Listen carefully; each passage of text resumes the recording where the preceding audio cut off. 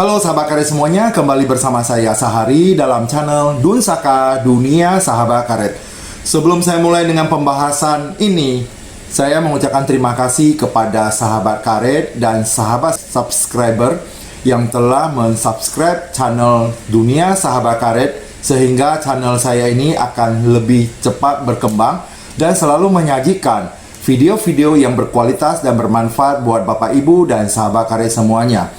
Pada kesempatan ini saya kembali untuk memperkenalkan tentang pabrik, dan pada saat ini yang saya perkenalkan adalah mengenai kualitas. Kalau berhubungan dengan kualitas, tentu saya memperkenalkan bagaimana pengujian di laboratorium. Dan di laboratorium ini nanti yang menjelaskan adalah salah satu staf saya, merupakan kepala bagian dari laboratorium, yaitu Saudara Andre Sutrisno. Yang akan saya perkenalkan sekarang adalah mengenai PO, yaitu Plasticity Original. Kalau kita lihat PO ini juga sangat penting karena ini juga merupakan satu perhatian dari para pembeli. Di PO ini atau Plasticity Original ini tercantum di dalam SNI atau Standar Nasional Indonesia, itu minimalnya adalah 30. Kalau ada orderan dari nasabah, kita harus memperhatikan SNI dan permintaan. Tidak boleh kurang dari 30, dan kalau itu permintaan dari pelanggan atau nasabah, perusahaan atau pabrik karet wajib mengikutinya. Contohnya, permintaan dari salah satu nasabah, misalnya dari ringnya dari 33 sampai 41, berarti PO-nya itu antara 33 sampai 41. Tetapi kita tidak akan memberikan 33 ataupun 41. Kita akan berada di jalan tengahnya, misalnya dari 35 sampai 38. Kenapa? Karena PO ini kalau diletak lama dia akan naik. Kalau misalnya kita berikan adalah 40 atau 41, dalam perjalanan ke negara tujuan PO-nya itu bisa naik 1 atau 2%. Akhirnya lebih dari 41 kita akan kena masalah oleh pelanggan kita. Makanya kita harus bijaksana untuk meletakkan atau memposisikan berapa PO yang akan kita kirim. Yang penting kita tidak melanggar batasan yang telah diberikan oleh pelanggan, misalnya 33 sampai 41. Setiap pelanggan berbeda, ada yang misalnya 34 sampai 37. Jadi kita harus bisa meletakkan berapa PO yang akan kita kirim. Sebenarnya PO ini kebanyakan berhubungan dengan tingkat kekerasan dari karet itu. Misalnya kalau kita sudah terbiasa melihat karet itu atau sir itu dimasak, ketika keluar dari dryer kita lihat saja, kita sudah bisa memperkirakan kira-kira PO-nya ini berapa. Misalnya 34, 35 atau 36. Kita hanya bisa memperkirakan, tapi tidak bisa pasti. Tapi kita tahu bahwa itu kualitasnya bagus dan ini PO-nya pasti tinggi. Ketika sudah dicek di plastic meter, ya, di plastimeter itu kita cek, baru kita tahu secara pastinya berapa. Biasanya kita 3 kali cek dan kita ambil yang tengahnya. Misalnya yang pertama 33, 34, 35. Kita ambilnya atau kita rata-ratakan, ya kita ambilnya yang tengahnya. Berarti ada 34 PO-nya. Jadi ini, mari Bapak Ibu dan sahabat karet semuanya, sebenarnya untuk pengecekan ini bukan hanya PO, ini masih ada, tapi saya akan memperkenalkan setahap demi setahap agar Bapak Ibu dan sahabat karet semuanya dapat memahami apa yang kami sampaikan, dan itu bisa menjadi suatu pelajaran atau pengalaman kita. Mungkin suatu saat kita bekerja di pabrik karet atau apa, kita sudah mengerti tentang bagaimana untuk menguji kualitas tersebut. Di sana juga dalam pengujian itu selain PO itu adalah PA, PRI, ada juga kadar kotoran, kadar abu, VM, dan terakhir itu MUNI. MUNI sekarang sudah dipersyaratkan dalam Standar Nasional Indonesia yang baru.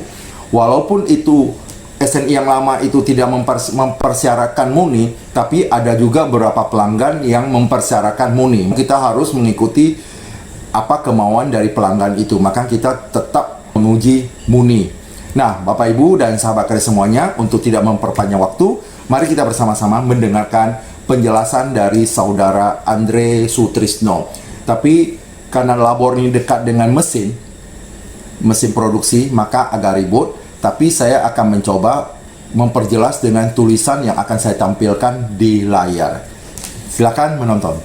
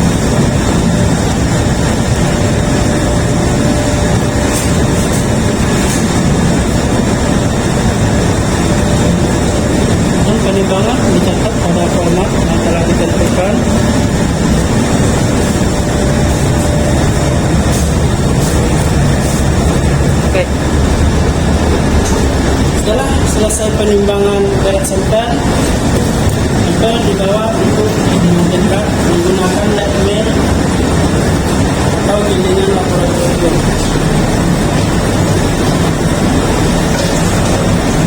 Sebelum mengoperasikan gilingan laboratorium, kita harus mengecek dalam cairan air untuk sebagai rol pendingin. Karena apa? Karena rol panas bisa menyebabkan pengujian nilai pH akan rendah. Makanya kita gunakan air pendingin.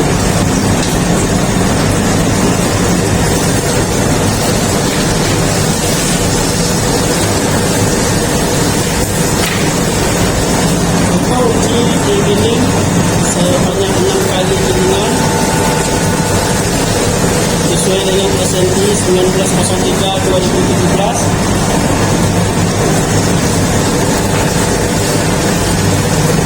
Gilingan pertama sampai gilingan ke-5 itu sampelnya digulung dan salah satu ujung gulung itu dimasukkan ke dalam cairan. Terus selanjutnya setelah gilingan ke-5 sampel juga dilipat 2.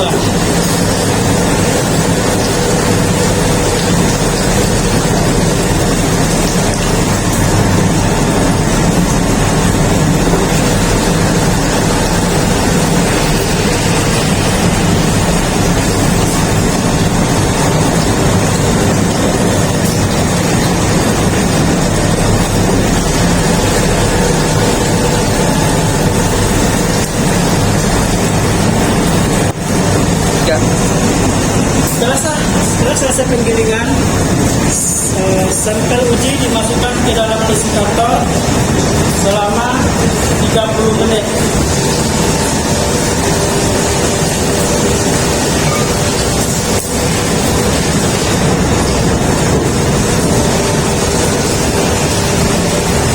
Ya. Setelah 30 menit, sampel yang sudah desikator kita keluarkan sampelnya untuk dipotong untuk sampel uji.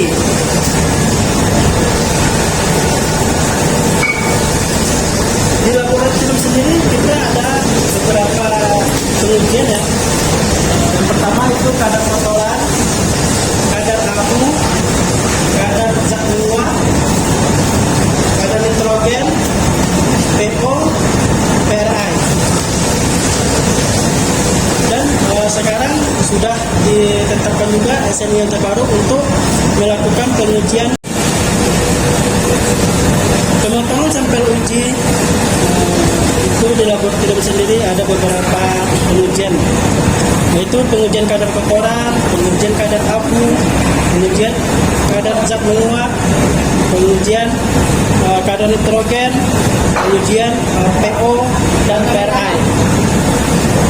Di SNI 1903/2017 ini kita sudah diwajibkan untuk menguji moni viscosity. Jadi ada tambahan moni viscosity. Untuk berat sampelnya sendiri sudah ditentukan sesuai dengan SNI. Jadi kita bekerja harus sesuai dengan standar.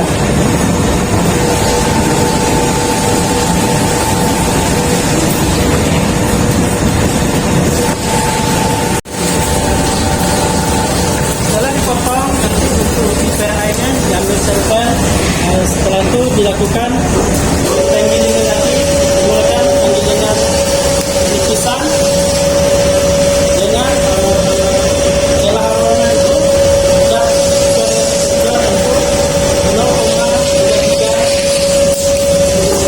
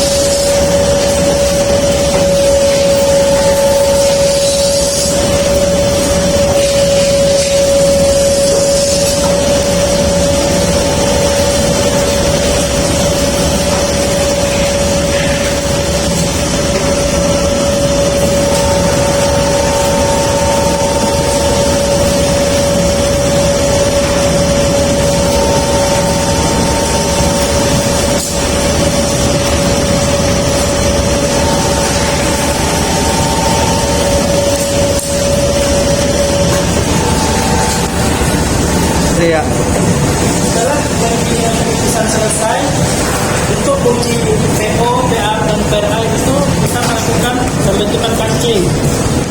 Pembentukan kancing ini harus sesuai dengan standar juga. Itu, untuk ukuran diameter itu 13 mm, dan untuk ketebalan tadi kita sudah ukur dengan timnas, itu ketebalan itu 3,2 sampai 3,6.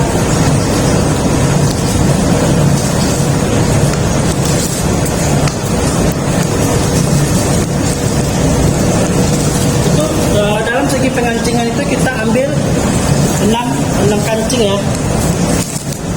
Nah, seperti ini 6 kancing.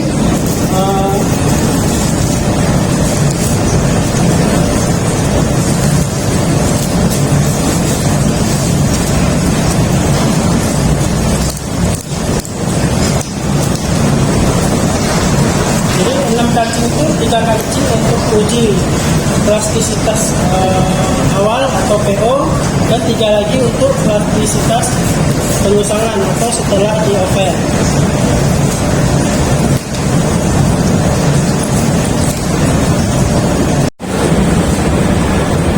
Setelah sampel dibuat kancing semua, itu kita bagi ya, yang 6 tadi kita udah bagi, 3 untuk sampel PO, 3 lagi untuk sampel PA atau P30.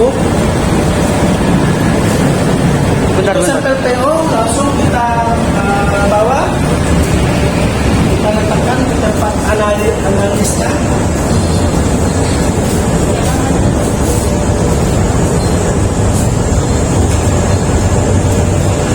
Untuk sampel PO ini kita uji menggunakan plastimeter. Bagaimana sudah dijelaskan di video sebelumnya, penggunaan plastimeter, pengecekan plastimeter sebelum digunakan, itu kita sudah jelaskan di video sebelum ini.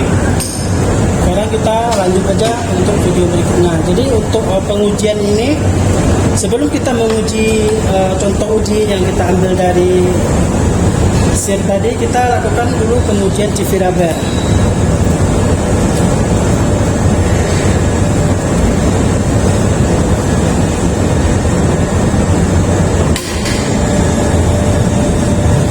Ini hasil pengujian CV rubber yang telah kita lakukan. Itu untuk hasil pertamanya itu dapat 30, sampai kedua 30, sampai ketiga 30 juga. Jadi 30 itu kita rata-ratakan, yaitu 30,0. Setelah itu rata-rata dari CV rubber standar itu ada ya, kemarin sudah kita jelaskan bahwa rata-ratanya 30,8. Jadi nanti 30,8 itu untuk mencari deviasinya kita kurangkan dengan rata-rata yang kita dapatkan. Jadi deviasinya itu 0,8.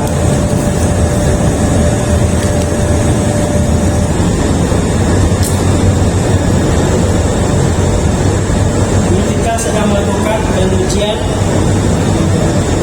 PO atau plasticity original atau plastik awal. Pengujian PO ini sangat penting. Kenapa sangat penting? Karena semua pembeli atau semua buyer itu dia ada ketentuan masing-masing. Dia ada spek dari buyer masing-masing. Jadi pengujian PO ini alatnya betul-betul harus akurat. Terus pengujiannya harus teliti juga.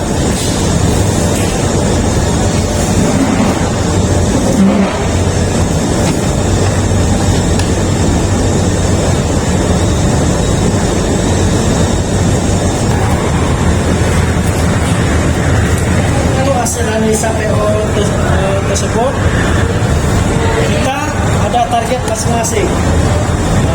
Kita ada spek dari SNI, ada spek dari pembeli. Kita harus ikuti keduanya. Harus ikuti keduanya begini maksudnya. Kita tidak boleh di bawah spek SNI, dan spek buyer harus kita ikuti juga. SNI itu ada speknya untuk PO dia minimal 30. Kalau spek pembeli itu tergantung bayarnya. Sekarang kebetulan pabrik saya itu memproduksi untuk hewan Amerika, jadi speknya itu 32 sampai 36. Jadi itu harus kita ikuti. Dari hasil uji yang kita dapatkan sekarang, itu PO-nya ada 34.